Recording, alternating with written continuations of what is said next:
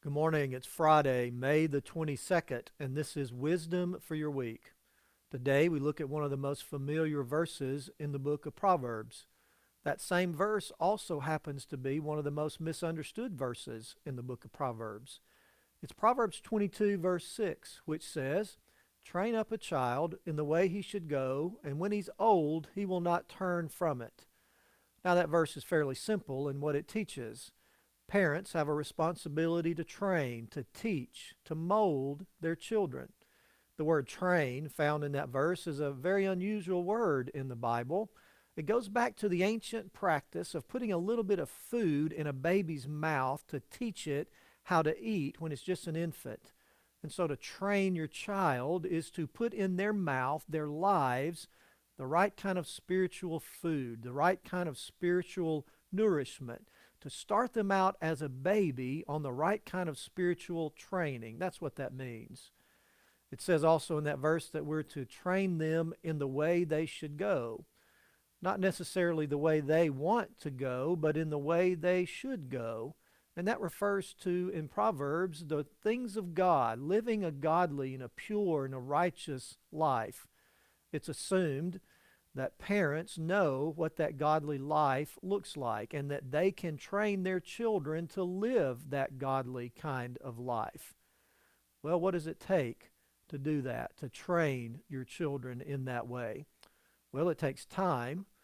You don't train a child in godly living with just a few minutes a week. It takes more time than that. It's an investment of time. It also takes effort.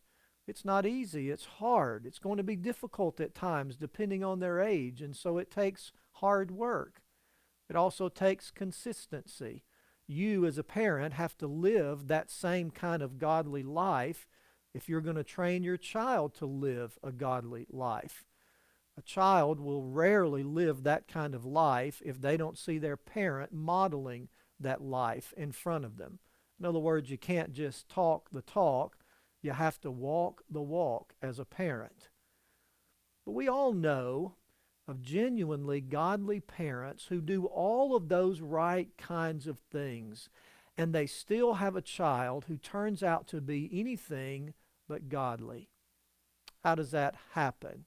Well, that's the hard part of this verse. That's the misunderstood part of this verse. You see, this verse is not an ironclad promise that will always come true no matter what. Why is that? Well, it's because that child has the free will to reject that godly training when they grow up. They can either choose to follow it or they can choose to reject it. And so you as a parent can do all the right spiritual things for your child, and that child can still walk away from it. That doesn't mean that God has failed, and it doesn't mean you as a parent have failed. It just means that child has chosen to go his own way. But the idea of this proverb is that as a general rule, more times than not, if you train a child to go the right way, the godly way, he'll stick to that over the course of his life.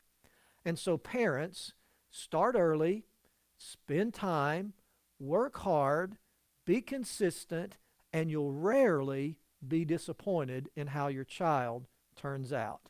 And that's wisdom for your week.